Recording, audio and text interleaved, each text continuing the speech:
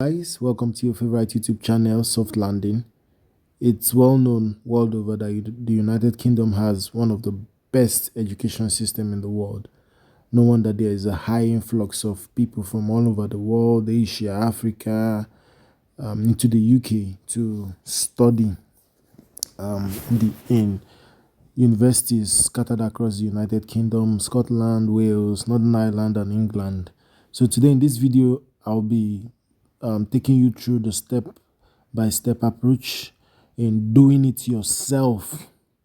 The UK admission process is one of the simplest in the Western world. It is one of the simplest world over. It is straightforward and saves you the stress of application fees. There are no application fees for any universities. If you're patient and diligent, it's something you can do all by yourself. It's possible to actually apply to 10 schools in a day and get selected. And due to the high influx of students world over, slots from universities are filling up quickly. So it's your best interest to apply early to the institution of your choice and follow up by meeting up all the necessary requirements. In this video, some steps might come before the others, but this is a guide to help you know all that is involved or all that it takes to do your admission process by yourself without involving anyone and paying anyone to do it for you. And if you want Soft Landing to do it for you, just join our Telegram group and drop your request, and we'll guide you through the process. But outside that is something you can sit on your system and do all by yourself. It's completely easy. It's simple, the simplest admission process so far. So what are the things needed? First, your chosen course you intend to apply for. Secondly, your WAEC, your NECO, and your IELTS, or sorry, what I mean is your WAEC or NECO, depending on your case. And one beautiful thing about admission in the United Kingdom is the fact that you're treated on an individual basis. That is what you should have at the back of your mind. So it's either your WAEC or your NECO. It's either you have IELTS or your letter of English proficiency. However, some courses in the UK demand you have an IELTS examination. Let's say courses like nursing, you need your IELTS if you're applying from Nigeria or any other African country, except for some countries that are exempted. But if you have a master's degree already in the UK, where you were taught in UK in English, precisely, definitely if you're taught in the UK, you'll be taught in English, you can apply with your CAS or your present certificates for the course you just completed, and you don't need IELTS. Or definitely studying in the UK shows that you were taught in English. You need your transcripts for your SSCE for undergraduate and BSc transcript for masters, and your master's transcript for PhD applications. You need your certifications depending on the course you're applying for. Look out for the criteria or the demand attached to that particular course you're applying for in the university. Some demand for special certifications which you need to have before you are considered. For example, if you're doing nursing, you should it's expected that you've completed a specific you've worked for some time in any hospital setting, care home, or support setting before you are considered for that admission. It's a basic requirement. There are some work hours you need to present to show that yes, I've worked in the hospital as a healthcare worker, support worker, and nurse aide. It depends on what the university is asking for you. So look out for certain certifications that might be tied as a criteria to qualifying to being selected for that particular course. You need an international passport, definitely. You need a very strong, convincing SOP where you have to explain why you should be considered for that course, or give strong basis for the reason why you think you qualify to be admitted by the university. Sometimes some courses like nursing might demand extra work hours in similar work settings. I've mentioned before. A well-detailed CV without study gaps. I can't overemphasize this. You need a well-detailed CV without study gaps. This can delay, if not your admission process, your visa process. So for you to skip the part where the school gets to send you a mail to say, please explain what you've been doing for this number of years that was not included in your CV. Make sure your CV has no study gap. There could be things you were doing at that period while you were not working. You could be nursing a baby, you could be looking after a loved one, or you could be ill or something. You can explain, you can fill in to explain the study gap. Make your applications to universities. Go to the net, go to the internet, search out, Google, universities in the UK, and get to acquainted with university sites and choose your course.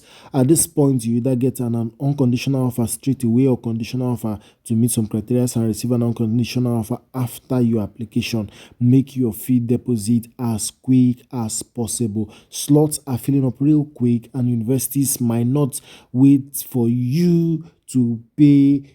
And in some cases, I've heard some cases, especially this past September, where offers were withdrawn even from people who have made deposits. So you need to be very fast. I mean it when I say that slots in universities in the UK are filling up real quick, faster than you can imagine. Provide your proof of funds to the school.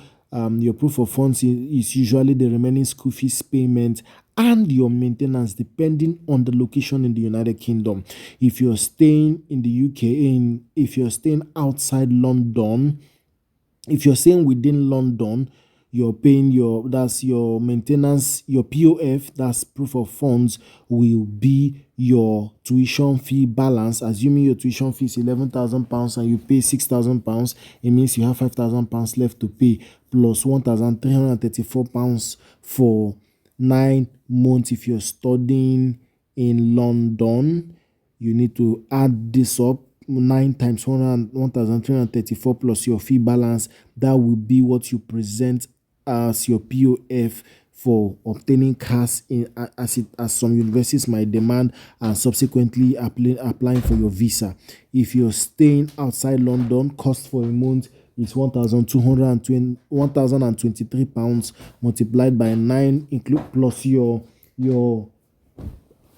tuition fee balance. That will be your POF.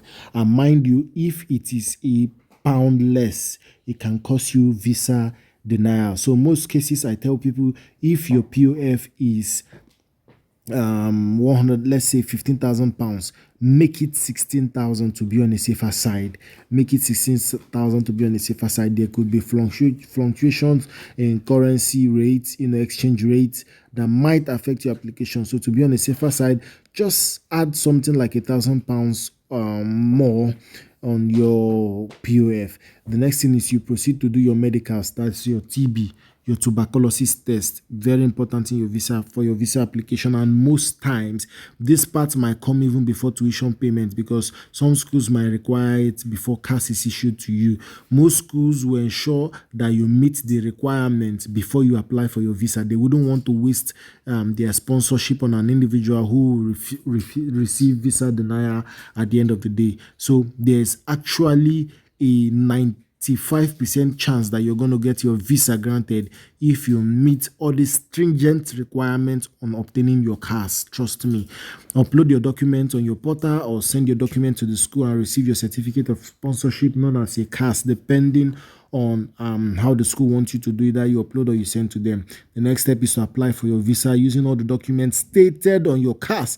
Usually when you're giving your certificate of sponsorship, it is listed on it the various documents that was used to grade you for qualifying for that course, for the school sponsoring you. So you attach those documents alongside the CAS. Very important while applying for your visa. Go to gov.uk and fill in your details. Pay your IHS international health surcharge fees and pay for your visa application. Go for your data capture, choose a date, go for your data capture. Wait 15 days at least before you escalate if it's standard, and 5 days if it's priority. You now send an email or make a call, put a call through to find out the status of your visa. Get your visa, a vignet on your international passport and your BRP when you arrive here in the and a BRP letter which you present to the post office when you arrive here to collect your BRP, biometric resident permit. Start searching for accommodation as soon as you've gotten your visa, book your flights, arrive UK, get your biometric resident permit, go to your school for final verification or final enrollment, depending on what your school calls it, because you should have started the process of enrollment from your home country, depending on the institution. That's true. As soon as you've met some requirements, you should have done first stage enrollment, if not even starting class, if maybe some factors cause delay or one thing or the other. Then start your payment plan. Very important. Some students get to the UK and they forget that they came to school 5 months after they receive a mail from the school demanding for their school fees, and they are running, they are confused because they failed to set up a payment plan the day they arrived. I set up my payment plan the month I arrived the UK. I emailed my school and I told my school, this is how I want to pay part of my balance. How do we work it out? And they sent me emails saying, okay, this is how you pay, this is how you do it. And ever since then, I have not received any mail threatening me, except for once when I applied for a letter to go for vacation in France, and my school sent me my balance remaining, and then I reminded them that we already have a payment plan, and they said okay. So add to the list every other thing you encounter during the course of your application. Once again, this year 2023, we'll be helping students gain admission into the UK. We'll be helping you settle here in the UK even after your schooling. You can rely on us. We are launching out several services to make you comfortable. We have the resources, the partnership, and the information to get you right, to get you settled here right on time. Cheers, enjoy, share this video with your friends, your loved ones, your enemies. Thank you, enjoy.